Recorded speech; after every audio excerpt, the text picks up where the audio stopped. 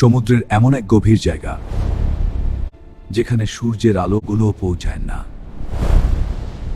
এই রহস্যময় জায়গার নাম ম্যারিয়ানা ট্রেঞ্চ। যেখানে চাপ এত ভয়ঙ্কর, এই রহস্যময় জায়গার নাম ম্যারিয়ানা ট্রেঞ্চ। মানুষ মুহূর্তেই চূর্ণ বিচূর্ণ হয়ে যেতে পারে।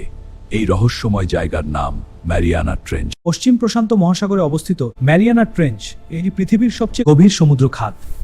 এর গভীরতা প্রায় 11 কিলোমিটার, এতটাই গভীর যে মাউন্ট এভারেস্টকে এখানে ফেলে দিলেও উপরে পানি থাকবে। গভীরে নামার সাথে সাথে চারপাশ অন্ধকার হয়ে যায়। এখানে নেই কোনো আলো, নেই কোনো শব্দ এবং অজানা রহস্য, শুধু ভয়ঙ্কর চাপ এবং অজানা রহস্য। তবুও এই অন্ধকার জগতে প্রাণ রয়েছে। অনেক প্রাণী এখনো বিজ্ঞানীদের কাছেও অজানা না। এখানে এমন সব প্রাণী বাস করে যাদের চেহারা যেন ভিন্ন গ্রহের জীব। অনেক প্রাণী এখনো বিজ্ঞানীদের কাছেও অজানা। খুব কম মানুষই পৃথিবীর এই গভীরতম স্থানে পৌঁছাতে পেরেছে।